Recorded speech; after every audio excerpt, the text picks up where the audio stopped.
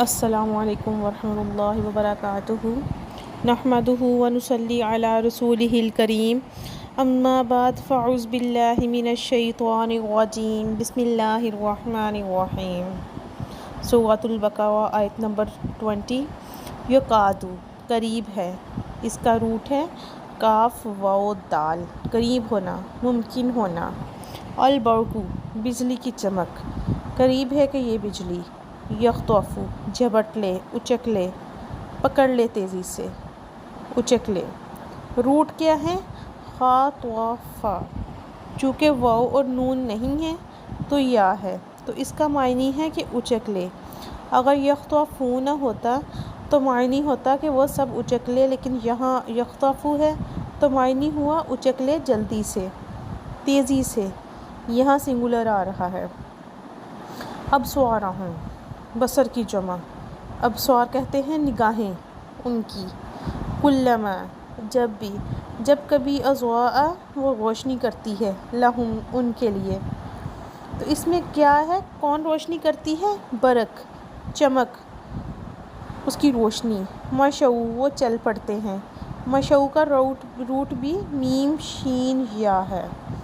فیہ اس میں، کس میں؟ روشنی میں، روشنی ہوئی تو اس میں چلنے لگے۔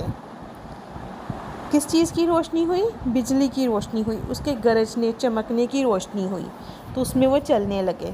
وَإِذَا اور جب اظلم اندھیرا کر دیا، کس نے؟ بجلی نے۔ بجلی کیسے اندھیرا کرتی ہے؟ غائب ہو کر۔ جب لائٹ چلی جاتی ہے تو کیا ہوتا ہے؟ اندھیرا ہو جاتا ہے۔ اسی طرح علیہم ان پر، کن پر؟ منافقین پر۔ قاموا وہ کھڑے ہو گئے۔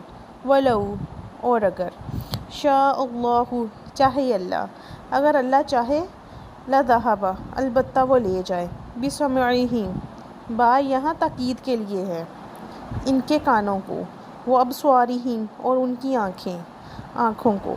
ابصار کس کی جمع ہے؟ بصر کی، اور ان کی آنکھیں۔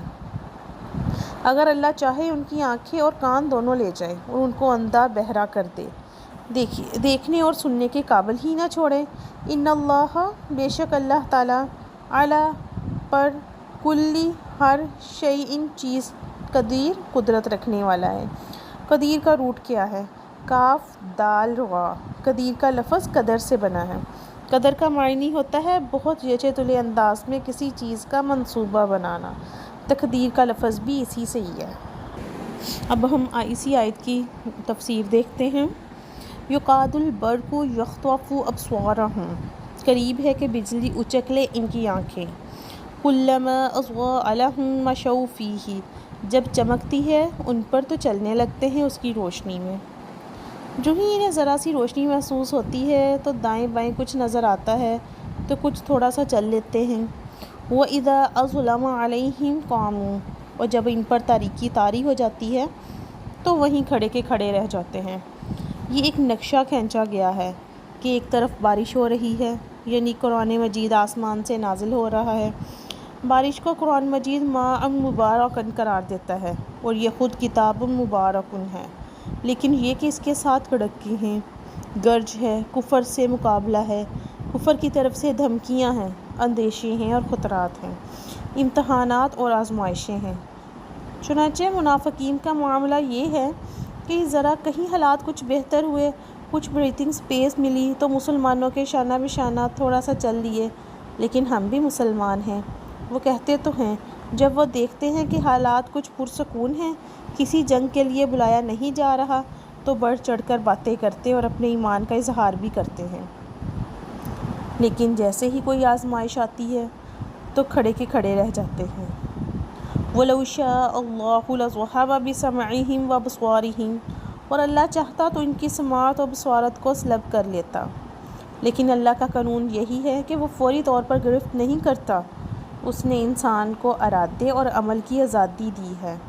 تم اگر مومن صادق بن کر رہنا چاہتے ہو تو اللہ تعالیٰ اس روش کو تمہارے لیے آسان کر دے گا۔ اگر تم نے اپنا تعصب یا تکبر کی وجہ سے کفر کا راستہ اختیار کیا تو اللہ اسی کو تمہارے لیے کھول دے گا، اور اگر تم بیچ میں لٹکنا چاہتے ہو تو لٹکتے رہو۔ اللہ تعالیٰ نہ کسی کو جبراً حق پر لائے گا اور نہ ہی کسی کو جبراً باطل کی راہ پر لے کر جائے گا، اس لیے کہ اگر جبر کا معاملہ ہو تو پھر امتحان کیسا؟ پھر تو جزا و سزا کا تصور غیر منطقی اور غیر معقول ٹھہرا۔ ان اللہ علی کل شیء قدیر، یقیناً اللہ تعالیٰ ہر چیز پر قادر ہے۔ سورۃ البقرہ کے یہ ابتدائی دو رکوع اس اعتبار سے بہت اہم ہیں کہ اس میں انسانی شخصیتوں کی 3 گروہوں میں تقسیم کر دی گئی ہے، اور طویل عام ذہن میں رکھیے کہ جب بھی کوئی دعوت حق اٹھے گی، اگر وہ وقتاً کل کی کل حق کی دعوت ہو اور اس میں انقلابی رنگ ہو کہ باطل سے پنجہ آزمائی کر کے اسے نیچا دکھانا ہے اور حق کو غالب کرنا ہے، تو یہ 3 قسم کے جو افراد ہیں لازماً وجود میں آ جائیں گے۔ ان کو پہچاننا اور ان کے کردار کے پیچھے جو اصل پس منظر ہے، جو اصل کہانی ہے، اس کو جاننا بہت ضروری ہے۔ صدق اللہ العظیم۔